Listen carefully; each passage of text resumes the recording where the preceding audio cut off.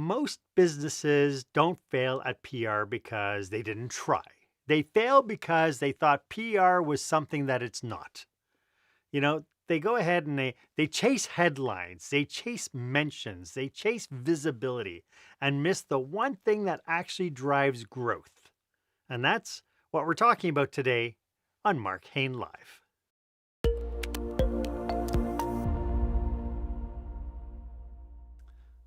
Welcome to this episode of Marc Haine Live. Of course, this is where the small business owners and entrepreneurs pick up some core skill sets to create some show-stopping, jaw-dropping experiences that our customers and our employees deserve. I am your host, customer and employee experience strategist, Marc Haine, and I'm so glad that you're here with me today because my guest today is Steve Turner. Today, we are going to be breaking down why most PR efforts fail and how to build a strategy that actually earns trust, credibility, and long-term results. The price of admission today is to please make sure that you subscribe to this podcast. Make sure that you share it with your circle of friends and colleagues. I'd love to see the business community really rallying around what I've been doing since, oh my goodness, we started March of 2020. We've been going for 6 years. And it's all been for free. So please make sure that you share it out to everybody. I know how it is for those of us who have tried to run PR campaigns. We invest in the campaign. We maybe get a feature. Maybe we're lucky and we get 2 features. Our teams get to celebrate. Our name is out there. And then nothing. No meaningful increase in trust, no real shift in our brands, no noticeable impact on our bottom line. And so then we're left wondering, did we just spend money just to feel good? And that brings us to our question of the day.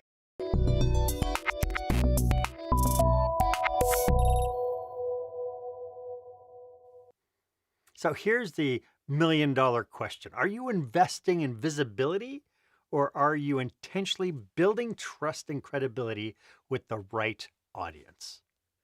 If you're not sure, you may already have a very expensive problem. I'd love to hear your stories. Why don't you go ahead and share this episode on your favorite social media platform, hashtag it, experience leadership, and make sure that you put your comments down so you can be part of this conversation. You remember the moment. That speaker who made the whole room lean forward, who said exactly the right thing at the right time. That doesn't happen by accident. It happens through curation.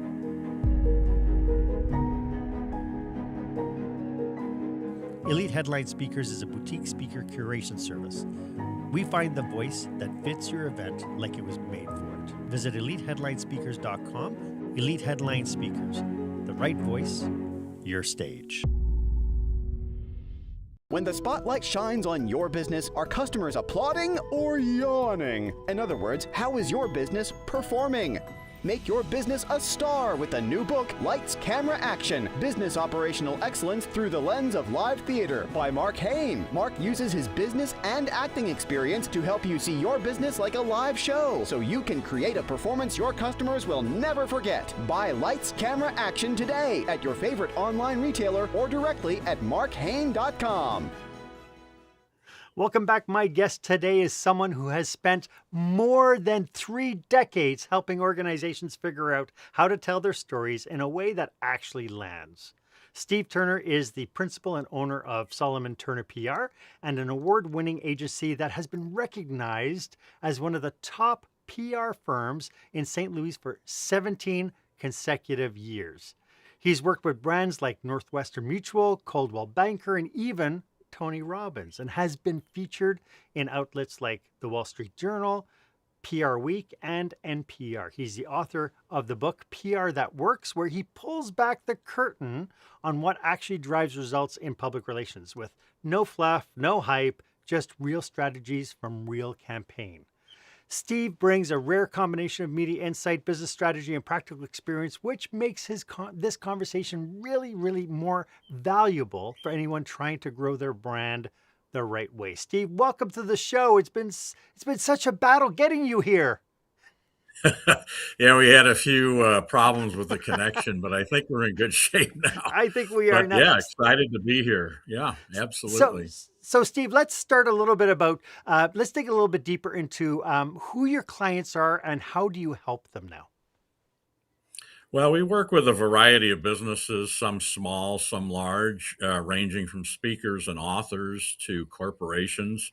We've worked with Northwestern Mutual for over 2 decades, actually, in different capacities. We helped a rather large classic car dealer increase their brand and presence in the local marketplace, which was kind of a conundrum, kind of a reverse problem for them. Most people say, well, let's start locally and grow nationally and then internationally.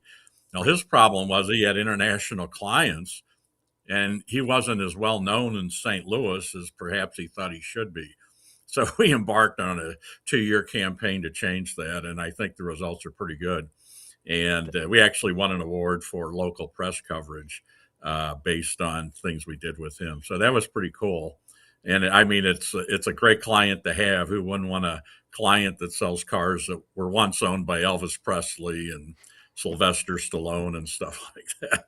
So it's a mixed bag. We've worked in healthcare, real estate, finance, you name it, probably just about every sector, retail, Nice. special events. We do all kinds of things like that. Yeah. So for the audience tuning in, can we clear up the vernacular a little bit? What is the difference between marketing and public relations? Well, marketing is more lead gen. How do we create leads right away to increase our uh, sales?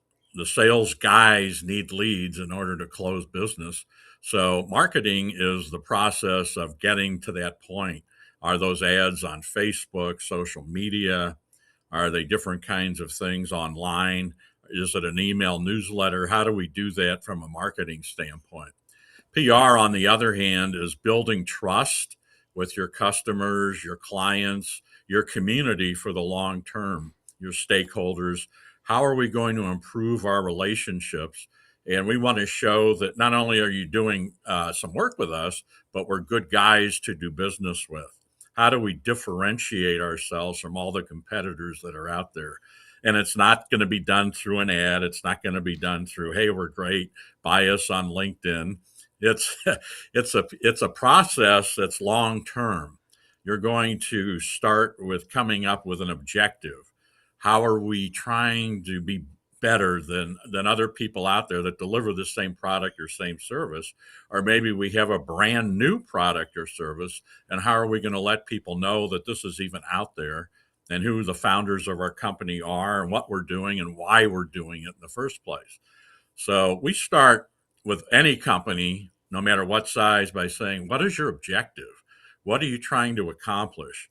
Most businesses have a growth plan. Okay, this is where we want to be in 1 year, 5 years, 10 years, maybe 15 years down the road. How are we going to get there? What kind of people are we going to need on the bus to make that happen? What are we going to need sales wise to make that happen? New products, new services, these kinds of things. Mhm. Well, PR should also have a plan that fits into that overall business structure. So, what is PR going to be doing that's going to help you get there? And it's a process. Think in terms of long term, not something that's going to just take off in 30 days, although we have seen some good stuff in the short term that does happen from time to time, but that's not the goal. So the Right. goal is to start with an objective. And it could be anything as simple as help the sales team sell more toy wooden trucks. Maybe you make these toy wooden trucks that are really cool, and you've sold 50,000, but you want to sell 100,000. Well, how is PR going to play a role in that? And we can talk about that. So once we have our objective, we want to find out who the audience is, and we want to identify that audience on a macro level.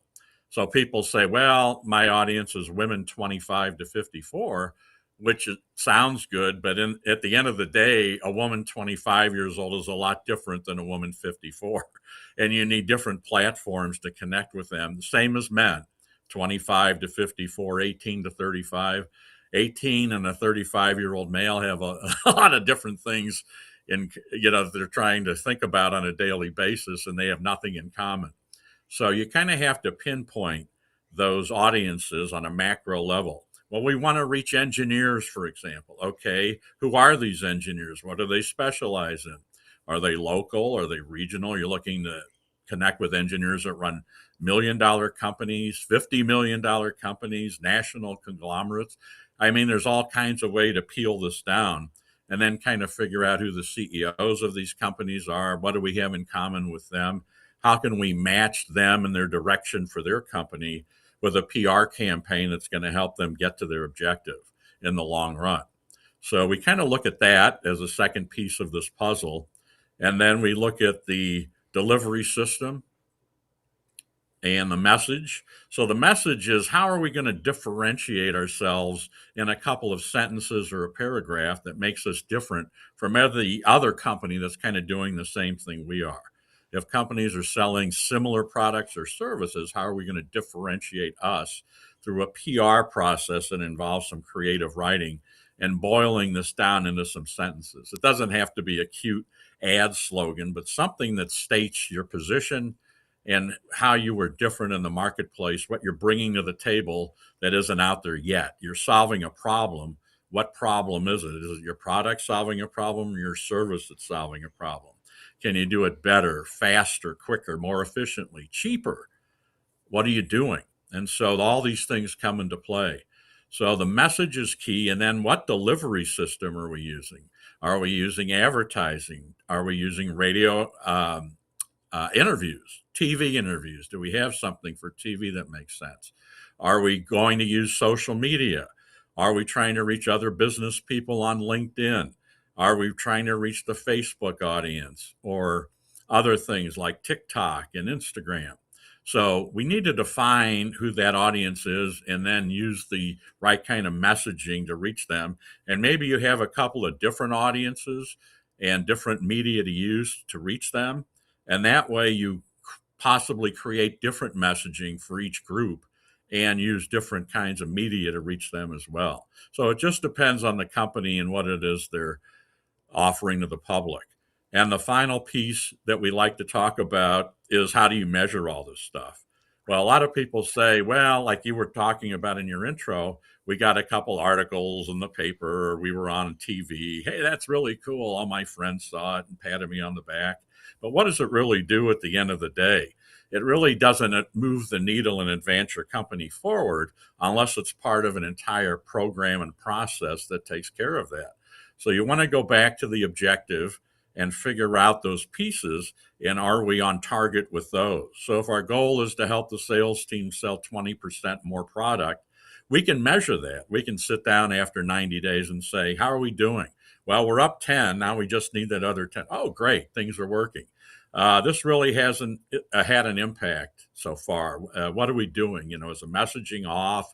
Are we using the wrong media to convey that messaging? What's the issue here? So you kind of have to look at it and regroup on your messaging possibly, but look at the measurement of all these things and how is this going to impact your sales, your revenue, or what it is you're trying to do. Connect with the community. Some people just have employee communications. They're a big corporation and they just want to better connect with their staff, their employees, their team, and help them become more productive. Well, how do we do that internally from a PR standpoint? And there are things you can do with that. So it just depends on the company, what they're trying to accomplish, what their objective, what the message is, who's their audience, and then measure it as you go along, and you'll get much better results than just throwing some things out there and hoping they'll stick. So that's kind of the whole secret to the process. Okay. So I mean, right there was the price of the value of admission. Those five categories, those 5 steps are integral. For the people tuning in who this is resonating with, how can people get in touch with you if they want to work with you? Sure. They can email me, sturner@solomonturner.com, SOLOMONTURNER.com. They could always call. Pick up the phone, which is unusual. 314-205-0800. Or they can look at our website, solomonturner.com, and they can find us that way. Terrific. Yeah. So everything, So what else? the 5 steps that you outlined for us, how does that differ from, running a Google ad? Because a lot of what you talked about, doing a Facebook ad or Google ad, they all take us through those steps of defining the target market, what are their interests, and so on. So how is this PR leveraging kind of these steps in public relations different from leveraging kind of what social media is trying to do with ads and marketing that way? Right. I think with the ads, again, you're looking for an immediate response. You're Hmm. looking for sales. You're spending X amount of dollars on Facebook ads or Google ads. What's it doing? Is it increasing visits to our website? Well, it better be, or else you're not getting much going. And is it really moving the needle? Are you closing any sales because of it? The Right. PR piece is entirely different because you're arming your salespeople with all these great tools. It's not just us saying we're great or stuff we're paying for that says we're great. It's a PR campaign where you get a third party endorsement from the newspaper saying we're great. The magazine features us. They say we're great. Here's a TV feature. Oh, our local NBC affiliate says we're great. All these things, and you can load these up for the sales team so they have all this information in their arsenal that they could show to a prospective client. Say, wow, did you see this feature on us in the paper? Did you see this feature in the trade journal? Did you see us on TV? You've got all these weapons to use, and the salespeople can take these out where they just can't take out an ad and say, hey, did you see our ad? Wonderful, Right. great. Chances are they probably didn't see the ad, but with an article, it's hard to miss. And you can put all these things in your email newsletter. You can use these things a million ways. You could put them on your corporate website. For Hmm. example, somebody says, well, who are these guys that go to your website? Oh, look at this article. Oh, wow, they were featured in 10 different places. They must be pretty good. So that raises your influence and in some cases boosts your leadership authority you have with prospective clients looking for a company like yours to do business with. Yeah. So So those are some differentiators. you mentioned a couple of things that kind of got my antennae up. Um, I get a lot of plugins for pay for play article generation. It's I look at them and I call them ego pieces, right? That you get your face on the front cover of some obscure magazine you've never heard of. They'll give you a 6-page spread. Is this the same thing that you're talking about, or are what you're talking about kind of more organic and more authentic than just paying $3,000 to some publisher for a book you'll never or magazine you'll never see? Yeah, no, I mean you can use that, but I think people will know it's kind of phony, marketing experts 2026, here's Steve Right. Turner's picture. I mean, come on, really. Well, I mean, Uh, it was a good picture though, Steve. yeah, that's right. Uh, Well, there are free things that are digital magazines that you might be able to get into. Like I was fortunate to be featured as a rock star publicist in Authority magazine, which is a freebie. It's online. It's not a print thing, but it has a lot of weight, and so those kind of things are very valuable. And then Right. what we tell everybody is to link those to your social sites. So it's not just getting it, but it's how are you going to use it. So you Right. want to give it to the sales guys, as a tool, LinkedIn, Facebook, and so forth. Right. Uh, to really increase it. But at the end of the day, the real publications are the places you want to be. I mean, Right. if you can get a feature, think big in the Wall Street Journal, Bloomberg, the New York Times, those are all home runs, if not grand slams. Right. Forbes, Inc., anything like that. Your local newspaper is great. Your local business journal is a great place to start. We always tell people, well, think locally first before you try to go after the big fish. And the Right. reason is because a lot of the local stuff is national. Yeah. It all goes on the same place on Google. So if people search for your company, an article from your local business journal is going to show up and will be read and then linked and so forth. And so it has a lot of weight, a lot of credibility. And so that gets seen by anybody, anywhere, Hmm. whether it's, Alaska, Hawaii, or London, they're going to Right. see it if they're researching your company. And So it's those kind interesting. of things are awesome. It's interesting to know that like even smaller community papers are actually represented. Most of them have been picked up by the big papers anyway, and so a small feature or a feature in a local newspaper could end up 3,000 miles away as a storyline in a major city newspaper. That's right. And that does happen every once in a while. Hmm. So I'm glad you mentioned that. But one thing that's good about thinking locally is you're going to get more space and probably more coverage than if you went after a national Right, publication. And right, and they may mention you, you may get a quote or two, but it's not going to have the same impact as a local thing will, where right. you've got your picture and they're going to talk all about you and your company and how this came about and these kind of things. Yeah. So those are really great things to have, and it's really a good place to start. And a lot of people looking, reporters, journalists, other people looking for companies like yours to do stories on, they may run into it because it was in a local publication. Right. Even a suburban publication has some weight in your marketplace if that's your target audience. If we're in St. Louis, so if we got a suburban publication that wrote about our company, for example, that's great. I mean, you're going to get a lot of paragraphs, you're going to get your pictures in there and different things. And that's going to have a lot of weight if we're targeting local business owners. So Uh, it just depends on how you want to do that. am I right in assuming that putting something, reaching out to a local newspaper and saying, "Oh, this Thursday we're having a 50% discount on spas." That's not what we're talking about here, is it? No, no, they wouldn't care about doing an article about that. So what Now, would they care about? What are some of the things well, they would they care about? would be. So most people are interested. A, is it a new business, and why are you doing this? Who's the owners? Are they big people locally in the market? Who are they? What makes this business story so unique that we should write about it? So you have to think like a journalist. What makes this unique? Why is this different? Why should we do an article about you guys as opposed to every other business that's out there? So you have to start with that and then kind of go from there. The spa dealer. Okay, what's the story behind the spa dealer? Who is he? Who is she? What do they do? How do they come to this place in business? Why are they selling spas? What is the owner? An easy thing to do, and people a lot of times they don't think about this, is people in business. A lot of newspapers will run a people in business segment for free in their Sunday newspaper or something like that in the business section, and it doesn't cost anything.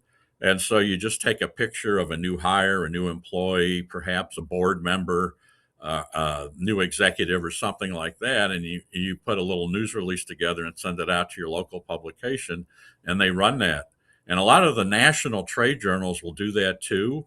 If you're an engineering company and there's an engineering trade that's well read by the industry, maybe they have a people in business section. So you can kind of do the same thing with them and get a lot of coverage that way. And there's wire services that you could put people out there. I mean, there's all kinds of different things you could do to really get a lot of bang for the buck, so to speak, Hmm. that a lot of people don't even think about. And so that's really a great way for a small company or company on a limited budget to get some press coverage and do it very simply and efficiently. I get a sense from how you phrased all that this is about storytelling. It's about creating stories, not creating information. Is that Right. fair? Yeah, they're very fair. Yeah, there's two approaches uh, that you would take with that. One is the story of the company, how you got there, how your company's different, what's so interesting about it. Why should I write about you guys? Uh, we we had a company that opened up here in the St. Louis area called Amini's Home Rugs and Game Room years ago, and we walked in. This place was still being built. There were wooden planks all over the place and all this. And so we had a meeting with the owner. I said, "Well, you're a young guy. Why are you doing this? Why St. Louis? You're spending millions of dollars on this facility. So there was a lot to that story and their background and why the company chose St. Louis for this big headquarters they were doing. So all these things were great, and we could spin that into a great story behind him and his parents and the company and how they initially started in Oklahoma, but they wanted St. Louis to be the centerpiece of this, and how this young guy came to be the CEO of this company, good looking young man, kind of and single. So there was some play on that. We got some good mileage out of in some local magazines. So there was a lot of ways to work with that, but you're right, it's exactly storytelling. Now, if you're targeting national publications, there's a little different twist to this, is they're interested in trends and information. So if you have some industry trends, these are how many Gen Z people are buying our products as compared to other age groups, and we're making an impact. This is how we're doing it, what we're offering them. They're interested in these tables, statistics, informational trends that the local people may not be so concerned with. But on a national, the way to pierce through the journalism walls at the Wall Street or the New York Times or things like that are trends, things happening. Why is this important? And how are different age groups responding to this? And if you've got a big palette of research and surveys that you could offer them, the much better chance that they're going to cover your company and do a story about this. We surveyed 1,000 people, and these were the results. We we have 5,000 customers, and this is what they're saying about engineering today or about pinball machines today. Why are they buying pinball machines? Well, this is why. We surveyed 5,000 customers, and this is what they told us why they're buying them, how much they're spending, where these machines are going in their homes. I mean, you could play this out as far as you want and keep coming up with great stuff that would make a very good story for a Wall Street Journal or a Bloomberg or something like that. So it just depends on the time and effort you want to put into this. Hmm. But locally, yes, storytelling, tell us about the company, the founders, and so forth. Do the same nationally, but give us more insight. What are the trends? Why is this important? Why is somebody in Des Moines, Iowa, interested in your company in Miami, Florida?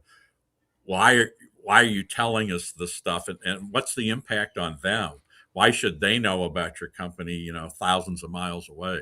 So these are all very important things to keep in mind as you're putting these campaign ideas to work for you. But again, there is a difference between local and national Hmm. and the way you pitch these different journalists. Yeah, it's interesting. I was thinking along the lines as well that probably one of the avenues that we have to keep an eye out for are things that hit the news. Because I have a sneaking suspicion that if one's expertise is, challenging something that hits the news, that in itself would be of interest. So, for instance, I did a piece when there was a story about passengers being left for 5 hours on an airplane with no water, no food, no nothing, and I did a blog piece out. Well, then I had a reporter call me up and said, "Oh, because you're a customer experience strategist, what's your feel on what should happen?" And I thought that was really interesting that that should happen based on a blog post I wrote, but I never even thought about reaching out to mass media and saying, here's my take on this situation. Right. No, that's perfect. If you have a tie into a national story, that's perfect. We work with a couple of IT companies here in St. Louis. Hmm. And you remember, I think it was about a year ago, maybe a year and a half ago, when that computer system failed and Microsoft and everybody was impacted for a Right. while, and things went down and you couldn't get a hold of your doctor, and flights were delayed and all these things. Well, we have a client that's great on television. And so we connected him with our NBC affiliate here in St. Louis, and he got on. They wanted to talk to him about this issue and what people can do and so forth. So he came on, and he was so good that they kept him on. So he started with like the new news. He was on for like 5 minutes, and they said, "Well, can you stay for the 4 o'clock news?" And he said, "Yeah, I guess." So uh, they made it possible, and he was on for 7 minutes on a local newscast, which is Wow. virtually unheard of. Yeah. And then they had him on at 5 and 6, and they recorded something for 10. I mean, in all, I think we figured out he had 20 minutes of airtime in one day on the NBC affiliate here in town.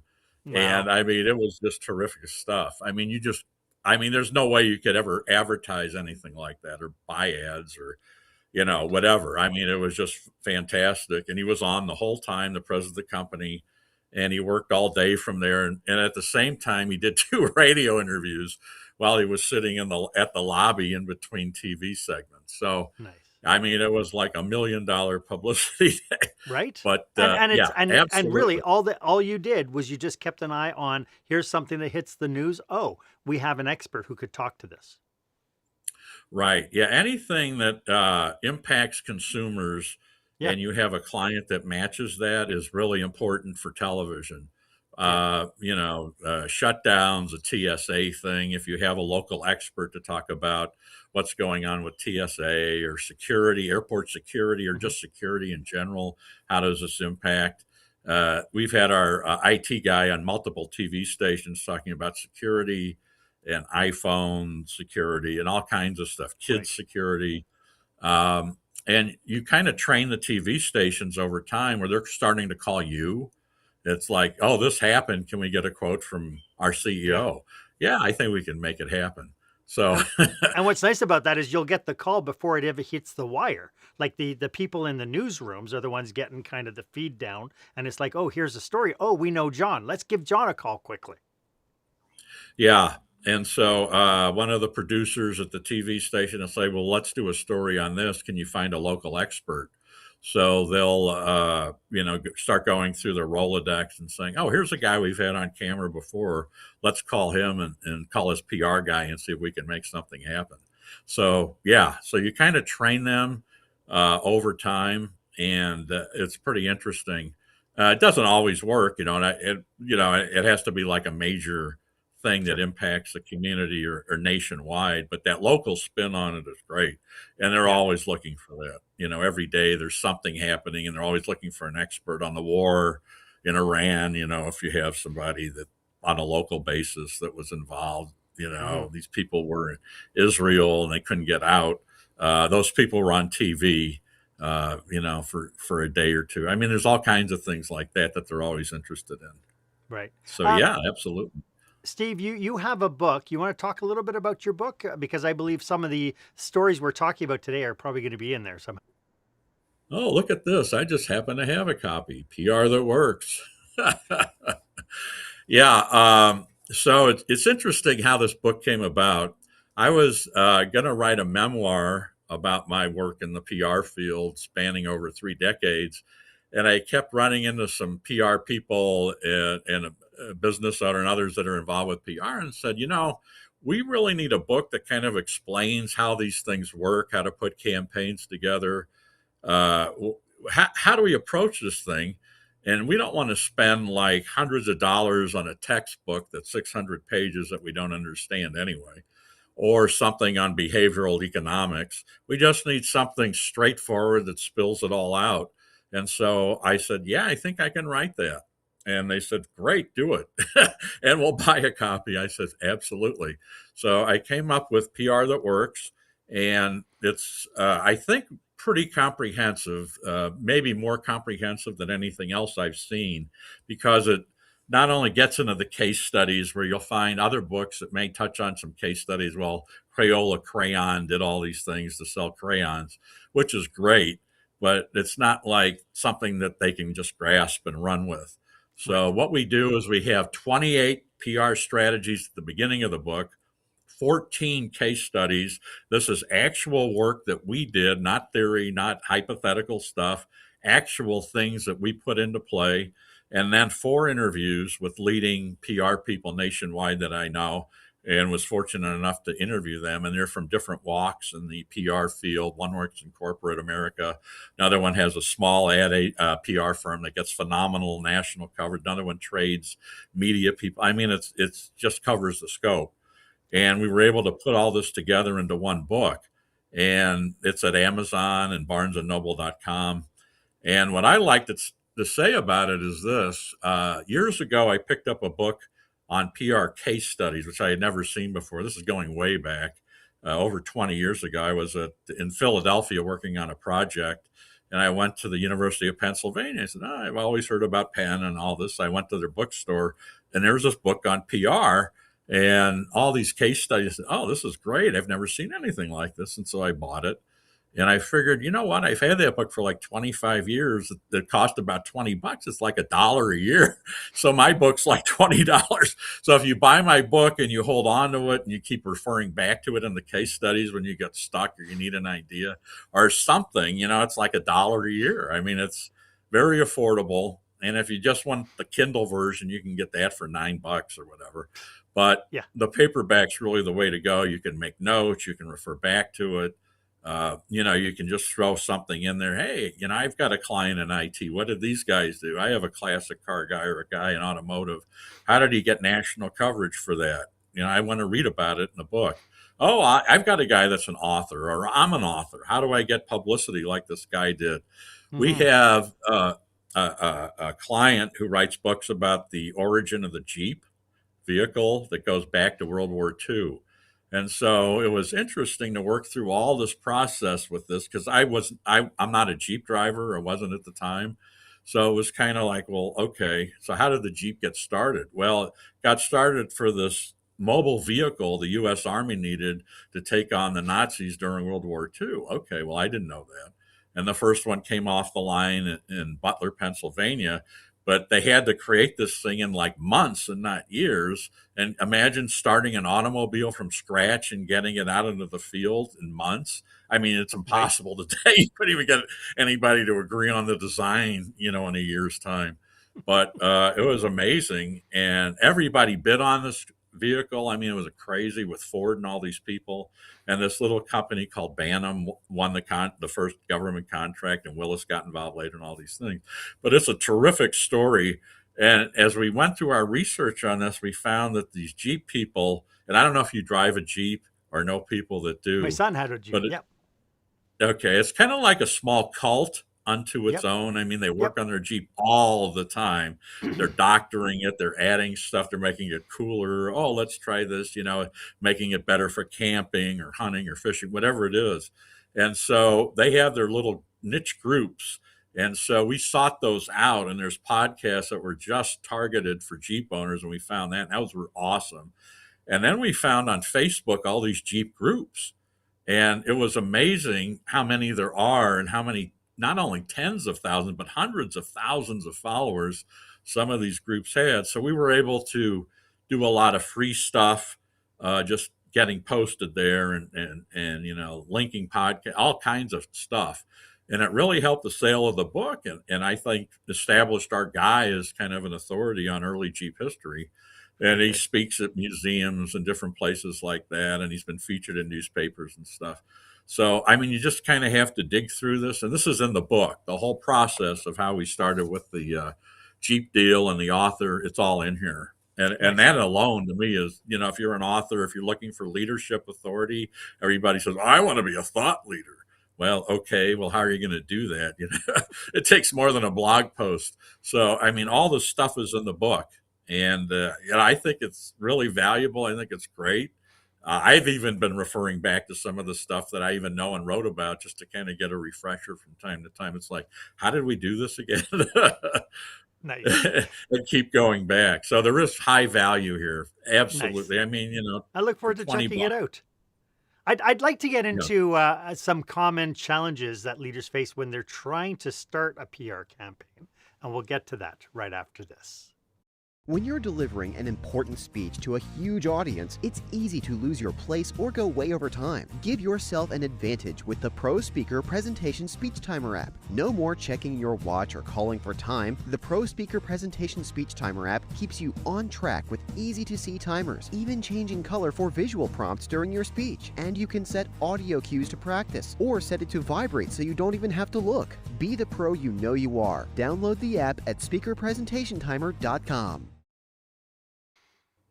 Welcome back. I hope you're getting tons of value from today's episode. As you can tell, Steve and I are on a mission to support businesses just like yours. So, if you belong to an organization that could use our help, or you or someone you know might be planning a leadership retreat, a conference, any kind of gathering where you think our knowledge could be helpful, we'd love to explore how we can be of service to you and your people. So drop us a line Our contact information is in the show notes. It's really interesting, Steve, because just when we talked about before, we talked about it about this idea about telling stories, and then just before we hit the break, you did something that you endorsed at the very beginning of this podcast, which is you told the story of Jeep. And so being able to figure out storytelling can be a little bit of a challenge for somebody. So for instance, like, a guy owns a welding shop or a guy who owns a pizzeria restaurant, how do they start thinking about what they do in the scheme of being able to put stories together? Yeah. So a pizzeria would be a lot easier than I think a welding shop. Oh, I But don't know. I kind could of, tell you a story about a welding shop. oh, okay. Hopefully that's a positive one and not a negative It one. is. But yeah, let's take the pizzeria example. So what can we do if we want to get our brand out? I mean, this is going to be a lot. A pizzeria obviously is going to be a lot different than a corporation or somebody with multiple offices or different business to business kind of thing. But the foundational elements are the same. So how can we differentiate our pizza company from everybody else that's out there? What can we do that's unique or different? Maybe we can come up with some flavors of pizzas or ingredients or things that nobody else has in the marketplace. Maybe we can do Detroit style pizza. Nobody else is doing that maybe in the market. Maybe we could do a thicker style of pizza with a crust or a thinner style. Different takeoffs and ingredients, approach, things like that, location, delivery.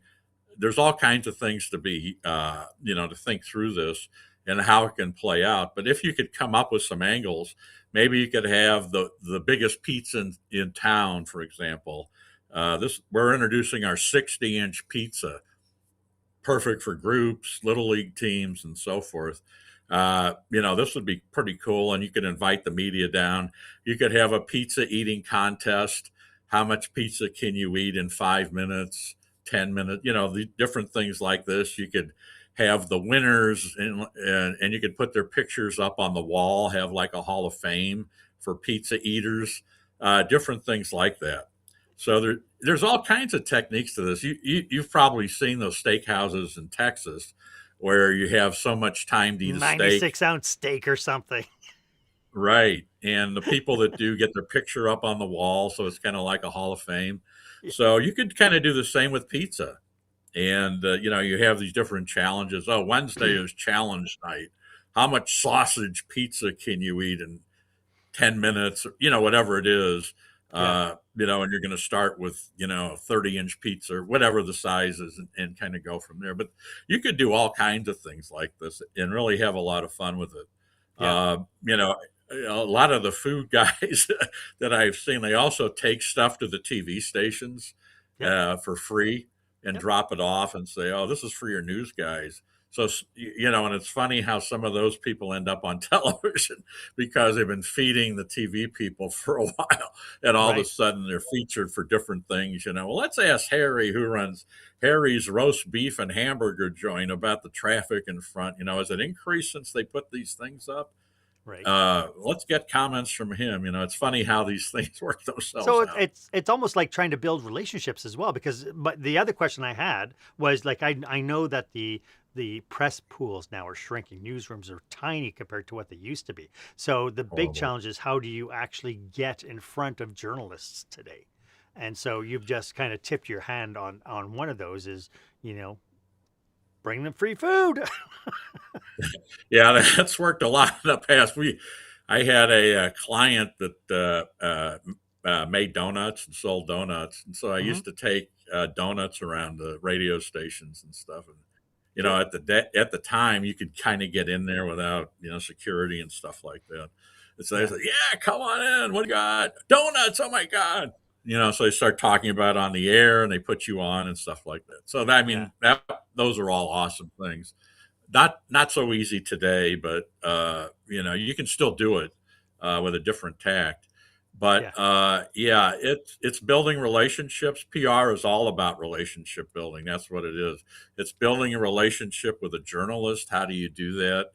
Um, how do you build relationships with different people, maybe even with customers and clientels, with the people who run your city. How do you become kind of a bigger authority locally in your Mhm. city or county or whatever it is that you're trying to do?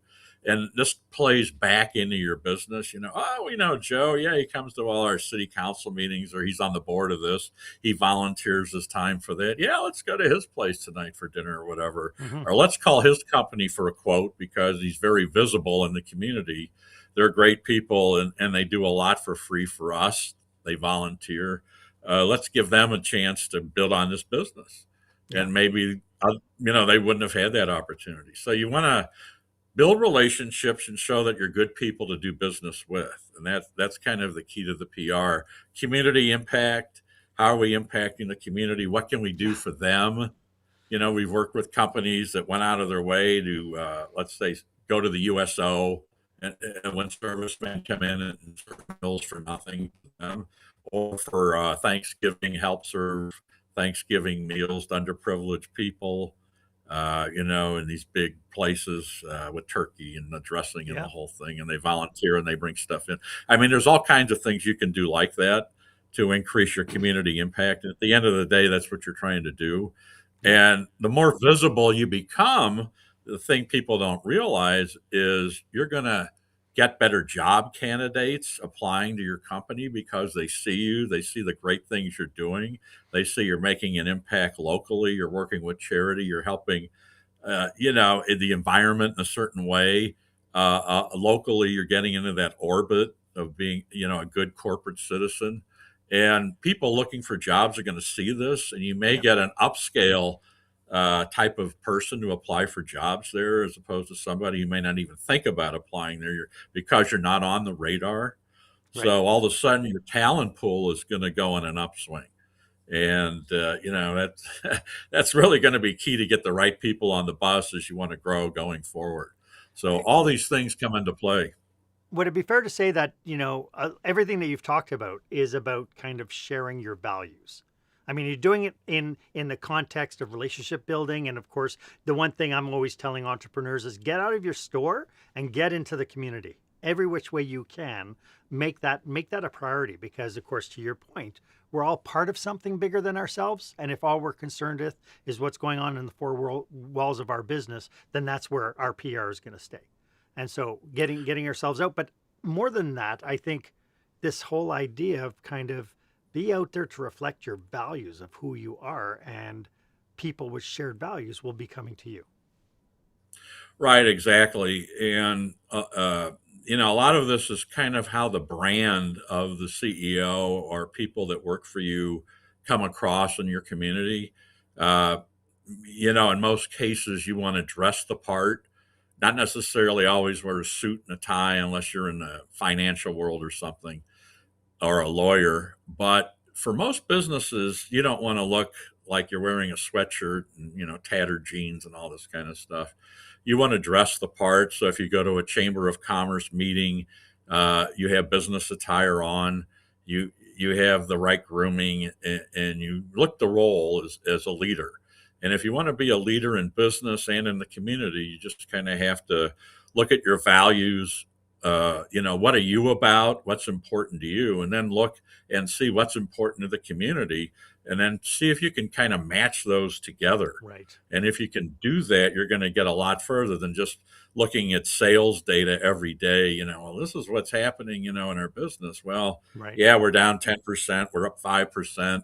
This is good. This isn't so good. What are we doing wrong? What can we be doing better? Well, get out there, meet people.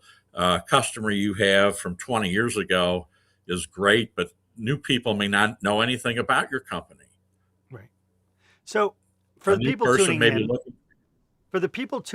who like this is resonating with them, and they say, you know what, you're absolutely right. We need to start thinking beyond the marketing strategy and thinking more along a PR strategy. Is there any pitfalls or cautionaries they should be aware of as they try to enter this realm? Yeah, absolutely. So I tell people, don't just do this for publicity's sake.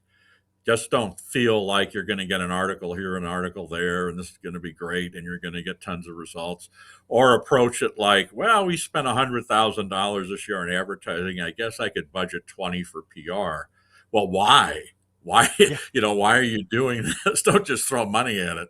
And then you need the resources to make it work. Do you have a writer on staff? You're going to need, if you're going to do this right, you're going to need press releases. You're going to need people that can write stories to a certain degree. They don't have to be former journalists, but somebody that can do this. And if you don't have like a marketing person on staff that can do this, that is skilled in this, you could always hire a freelancer.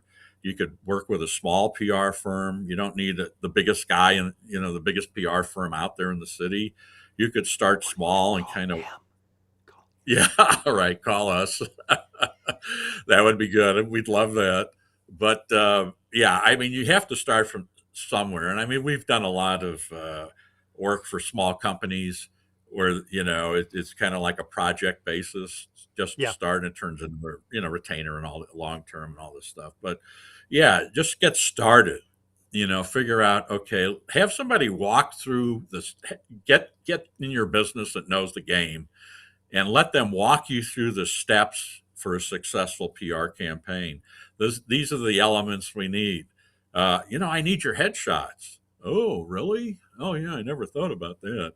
Yeah, I need your bios of the key people in the company. Oh, Yeah. okay. Yeah, yeah. Let me get one to get. I mean, you need all these things to make it work. Maybe Yeah. there's a video, or different pictures of people, doing things, or you've got a very visible product. Let's show people doing with the product, whether it's customers or doing different things. Maybe it's the manufacturing of the product. You do like a minute video that you could just flip out there to Mhm. journalists and like that. Right. So what are the tools, the ammo that it's going to take to put this campaign together? And if you hire a freelancer, somebody who's been through the wars to help you get started, that's going to be great. You'll be miles ahead. And then you can start piecemealing together the campaign, getting back to what I said originally. What's our objective? Okay, Mr. CEO, what are we trying to accomplish? Or tell me, what would you like to see at the end of the day in 6 months, a year, or 2 years? You could say, hey, this was a great return on investment. I never thought about this, but the ROI on this thing, boy, it's really helping us grow, getting recognized in the community, making an impact, having an impact with customers and stakeholders. This is awesome. We should have been doing this all along. Mhm. Okay, how do we get there? But let's plan that today. Let's work backwards. This is what we want to see in 5 years or 2 years. How are we going to get there? Let's start today to put that objective together. Let's identify that audience. Let's get our message together. Let's figure out the message delivery system. How are we going to do that? And then let's figure out how we're going to measure it all. And if you do Love it. that now and get those things in place, then the other things kind of work in tandem with it. Then we can start calling journalists. We've got our story down pat. We know exactly why we're here, why we're in business, how we're impacting the community, all these things. And then we can approach some journalists and say, okay, boy, you should really be doing a story on XYZ because of these things. They're really having a major impact. You may not know this, but, and these kind of things. And so at the end of the day, it becomes really a great story, but you've done all your homework. You've gotten everything in order to make it successful. And if you don't do these things, you're either going to sit there at the end and go, well, we put the money out, not sure it was worth it. Yeah, my friend saw it, blah, blah, blah. I'm not sure.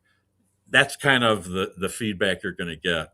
But we Yeah. want that ROI to be solid, where they can see multiple, 5 times, 10 times the return based on the investment that you made at the very beginning, and Yeah. be happy with the whole thing and happy with you, the PR person, at the end of the day. I love that. Steve, this has been an absolute fantastic conversation. Could you remind everybody how they can get a hold of you again one more time? Sure. You can email me, sturner@solomonturner.com. Call me, 314-205-0800. Go to our website, solomonturner.com, all those in Solomon. Or you could even go to Amazon and look at my book, PR That Works, and it'll help you. Yeah, you'll find ways to connect through there. We even have a separate website just for the book called getprthatworks.com, getprthatworks.com. and you can reach us there, leave a message or whatever. And let me know what you're thinking. If you have any PR questions at all, I'm happy to answer them. You don't have to hire us. If you just have a question, gee, we're not getting results, or how do I target the newspapers in my area? I'm not sure how to do that. Send us a line. We'll be happy to respond with an answer. And if we can help as many people. One thing I'm trying to do too is work with colleges and universities. Hmm. And if anybody is interested in having me come out to speak to their college students, I'd love to do that. You don't necessarily, we've been told our book would be a great textbook or used for college reading for students in the PR segment or communications segment, which is great. But, I love to talk to anybody, any marketing classes, communication classes. For people that have access to those, or you're an adjunct professor or something like that, email me, let me know, and maybe we can set something up where I could actually come on site and talk to your students and see if we can Lovely. make an impact that way. That's awesome. Thanks so much for that. As we wrap up, Steve, do you have any last thoughts? Anything that we haven't talked about today that you think is important to highlight? Well, I think we've kind of covered it. I think it all goes back to what it is you're trying to accomplish and what is the Hmm. objective of a PR campaign. It's not just publicity and it's not lead generation. So if you're thinking, oh, we're going to get articles out there and we're going to get 50 people to call tomorrow, forget it. I mean, it does happen from time to time, and which is great, but that's not the intent. Yeah. It's the long-term goals of how you're impacting the community and building relationships. And if you're in it just for immediate sales impact, don't do it. Yeah. You won't be happy. Just keep buying ads on Facebook and Google, or whatever you're going to do, and forget about it. But if you want to make an impact in the community and work with your sales team to give them ammunition they wouldn't have otherwise, articles, interviews, things like this, that they can use to get more business that way, then by all means. And this will make it easier for your people to get you searched out on Google and AI search, which Right. now is very attuned to all these newspaper articles and things like that. So they show up. Love it. So, yes, absolutely. Think through these steps, hire a freelancer to get started or somebody that knows the PR game, and work that way and work backwards. Find out where you want to be 5 years, 2 years, 1 year, and how is PR going to play a role in that. And then put the organizational strength together ahead of time before you embark on a campaign. And you'll be real happy with the ROI at the end of the day. Love it. Steve, thank you so much. I really appreciate you being here, sharing your knowledge, your obvious passion, and your expertise. This has absolutely been brilliant. Thank you for doing this. Thank you, Mark. Really appreciate it. So, if you've got questions about today's episode, or maybe you're thinking, hey, we could really use a complimentary 30-minute brainstorming session with Mark or with Steve, well, good news, you could snag a spot on my calendar. Just hit the link below, the one that's marked meetwith.marchaine.com. And of course, Steve's link is in the show notes as well. If you want to pick his brain and get a little bit of insight from him directly, make sure you contact him. As always, I am at your service. And if you haven't done so yet, please make sure you subscribe to this podcast. Follow me on social media. I post all sorts of really cool things all the time. And of course, I look forward to seeing you next week when I have another amazing thought leader coming to the show. So thank you so much for being here. My name is Marc Haine. I hope you stay safe, stay healthy, and I hope you dare to be the exception. See you next week.